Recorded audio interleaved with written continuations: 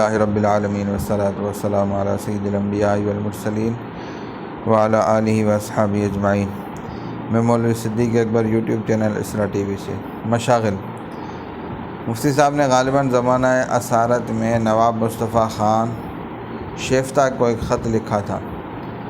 جس میں پچھلی زندگی کے مشاغل کا تذکرہ تھا، ملاحظہ فرمائیے۔ شکر ہے اس پروردگار عالم کا جس نے مجھے ایسی دلدل سے کہ ہمدن اس میں غرقاب تھا نکالا، کیسے علائق میں جکڑ بند تھا کہ نکلنا ان سے سوائے اس صورت کے جو پیش آئی ممکن نہ تھا۔ مقدمات اصلی کا فیصل کرنا، منصفوں اور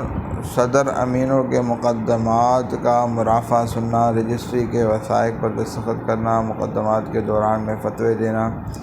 کمیٹیوں میں حاضر ہونا، طلبہ مدرسہ سرکاری کا امتحان ماہوار لینا، احکام آخر کو اپنے ہاتھ سے لکھنا، ہزارہا کاغذات پر دستخط کرنا، پھر گھر میں آ کر طالب علموں کو پڑھانا اور اطراف و جانب کے سوالات شرعی کا جواب دینا، وہابیوں اور بدعتیوں کے جھگڑے میں حکم ثالث ہونا، مجلس شادی و غمی اور اعراس میں جانا، شعر و شاعری کی صحبت گرم رکھنا، باغات کی سیر اور خواجہ صاحب کی زیارت کو اکثر جانا، سیاسی بصیرت اور رئیس المجاہدین کی رہبری۔ ہنگامہ 1857 سے تقریباً 10 سال پہلے جب رئیس المجاہدین حضرت مولانا احمد اللہ شاہ صاحب دہلی تشریف لائے تھے تو جیسا کہ شاہ صاحب کے تذکرے میں تفصیل سے بیان کیا جائے گا، یہی دانش مند فرزانہ روزگار حضرت مولانا مفتی صدر الدین صاحب تھے جنہوں نے شاہ صاحب موصوف کو مشورہ دیا تھا کہ وہ اپنی جدوجہد کا مرکز دہلی کے بجائے آگرہ بنائیں۔ پھر آپ ہی نے اپنے خط کے ذریعے شاہ صاحب کا تعارف آگرے کے ان زعماء اور علماء سے کرایا جو ایک طرف سرکاری حلقوں میں باوقار تھے تو دوسری جانب قومی اور ملی کارکنوں کا اعتماد ان کو حاصل تھا۔ جنوبی ہند کا ایک غیر معروف نوجوان جو دہلی میں ناکام ہو چکا تھا، اس نے اس دور بے آئین میں جو سیاسی لحاظ سے بہت ہی نازک تھا، پولیس اور CID کی ریشہ دوانیوں سے محفوظ رہتے ہوئے چند ہی مہینوں میں وہ غیر معمولی مقبولیت حاصل کر لی جس کی نظیر بہت ہی مشکل سے کہیں کہیں ملتی ہے۔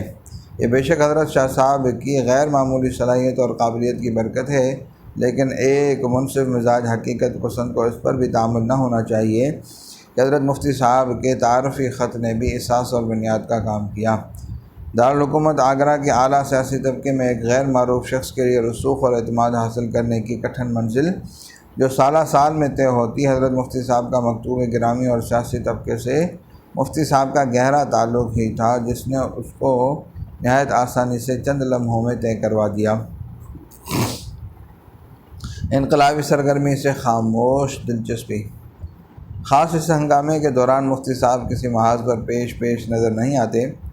مگر تحریک انقلاب سے آپ کی دلچسپی کا اندازہ اس سے ہوتا ہے کہ آپ کا در دولت جس طرح عام حالات میں مرجع رہا کرتا تھا، اس وقت بھی انقلابی عناصر کا پناہ گاہ بنا رہا۔ انگریزوں کے سب سے زیادہ خطرناک دشمن جن کو مجاہدین کہا جاتا تھا، جن کی انگریز دشمنی کسی وقتی اور ہنگامی ناگواری کی بنا پر نہیں تھی بلکہ ان کی حریت پسند فطرت نے اس کو عقیدے کی حیثیت دے رکھی تھی، ان سربکف مجاہدین کا ہجوم جس کے در دولت پر رہتا تھا وہ مفتی صدر الصدور ہی تھے۔ چنانچہ 9 اگست 1857 کا واقعہ ہے کہ کسی غلط فہمی کی بنا پر 50 سپاہیوں کا ایک دستہ حضرت مفتی صاحب کے مکان پر چڑھ دوڑا۔ اس پر منشی جیون لال کا تحریری بیان ہے۔ یہ دیکھ کر وہاں 70 جہادی مقابلے کے لیے تیار ہیں، وہ واپس آ گیا۔ ہندوستانی حکومت سے وفاداری۔ بے شک مفتی صاحب صدر الصدور تھے، کمپنی کی حکومت کی طرف سے آپ کو تنخواہ ملتی تھی، مگر یہ صرف ایک ضابطے کا تعلق تھا۔ اس کے دل کا لگاؤ اور آپ کی حقیقی وفاداری سلطنت مغلیہ کے آخری نشان بہادر شاہ ظفر کے ساتھ مخصوص تھی، اور اسی پر آپ کو فخر اور ناز تھا، جس کا اظہار آپ نے ایک مرتبہ دہلی کے کمشنر سے برملا کر دیا تھا۔ واقعہ یہ ہوا کہ بادشاہ سلامت کے خزانے سے مفتی صاحب کے منصب کو 2 روپے 8 آنے ملتے تھے۔ محبوب علی خان خواجہ جب وزیر ہوا تو اس نے بند کر دیے۔ مفتی صاحب نے بادشاہ کے یہاں 2.5 روپے کا مقدمہ لڑ کر پھر جاری کرائے۔ صاحب کمشنر بہادر دہلی نے مفتی صاحب سے کہا کہ آپ کو ہماری سرکار 1000 روپیہ سے اوپر دیتی ہے، آپ نے 2.5 روپے کے لیے اتنی کھیکڑ کیوں کٹائی؟ مفتی صاحب نے فرمایا آپ کے 1200 روپے سے 2.5 روپے بھاری ہیں، یہ تبرک ہے، اس پر ہمیں فخر ہے۔ زمانہ انقلاب میں دربار سے تعلق۔ یہ درست ہے کہ مفتی صاحب نے ابتدا میں کنارہ کشی مناسب سمجھی،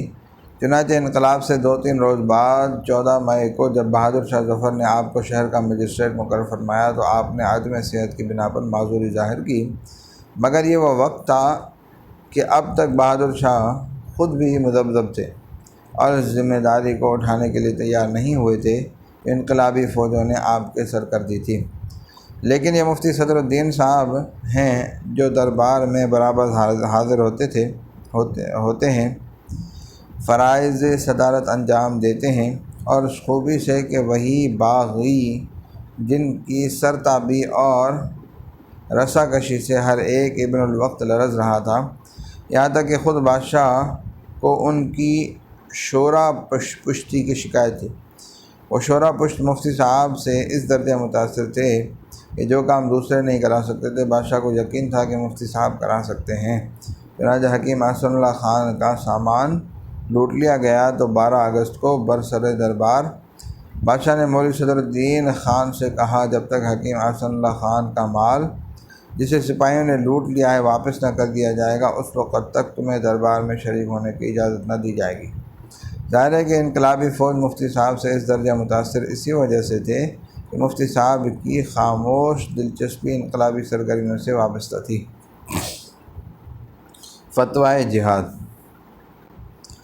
11 جولائی کو جنرل بخت خان دہلی پہنچے اور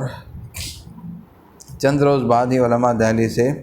اس جدوجہد آزادی کی حیثیت مشخص کرانا چاہیے تو یہ بتانا وہ مشکل ہے کہ فتویٰ مرتب کرنے میں حضرت مفتی صاحب کا کہاں تک دخل تھا۔ البتہ یہ ایک ناقابل انکار حقیقت ہے کہ جن بزرگوں نے فتویٰ پر سب سے پہلے دستخط کیے ان میں حضرت مفتی صاحب کا اسم گرامی آج تک زیب کرتاس ہے۔ حضرت مفتی صدر الدین صاحب اور زمانہ داروگیر۔ انگریزوں کے تعلقات حضرت مفتی صاحب سے خواہ کتنے ہی اچھے رہے ہوں مگر 1857 کی قیامت خیزی کے بعد ناممکن تھا کہ مفتی صاحب کی سیاسی دلچسپیاں نظر انداز ہو جاتی۔ چنانچہ بقول مولانا فقیر محمد صاحب آپ کو سخت زخم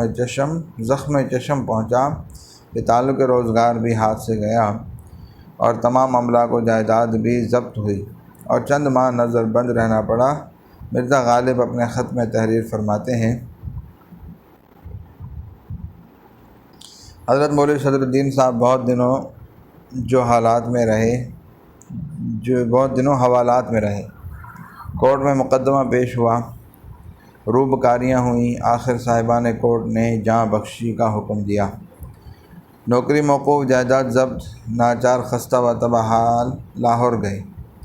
فنانشل کمشنر اور لیفٹیننٹ گورنر نے ازراہ ترحم نصف جائیداد واگزاشت کی، اب نصف جائیداد پر قابض ہیں، اپنی حویلی میں رہتے ہیں، اگرچہ بامداد واگزاشت جائیداد کی آمدنی ان کے گزارے کو کافی ہے،